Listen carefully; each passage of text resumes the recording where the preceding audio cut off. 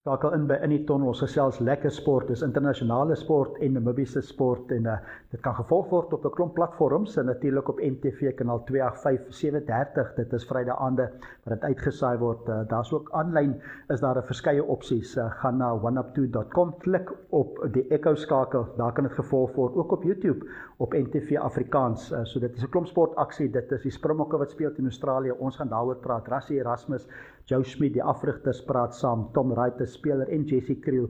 Hoor wat sê hulle, luister saam en dan is dit ook die sokker Engelse Premierliga wat begin. So selfs ook daar met die afrigters of hoor wat hulle sê, Ruben Amorim van Manchester United. Hulle het 'n moeilike wedstryd, 'n tuiswedstryd teen Arsenal, die eerste een van die Engelse Premierliga wat begin. Dan nou golf, BMW kampioenskap, deel van die FedEx reeks. Justin Rose gesels 'n bietjie saam wat daar te wag is. Ons 'n bietjie wonder wat kan gebeur met Driekus du Plessis ook in sy groot geveg daar in Chicago en dan kyk ons wat in Namibië gebeur en ons hoor ook watter tye presies mens alles kan volg aanlyn. Dis klaprugby, skoolrugby, alles lekker baie sport die naweek, Saterdag en Sondag. So skakel in op In die Tunnel.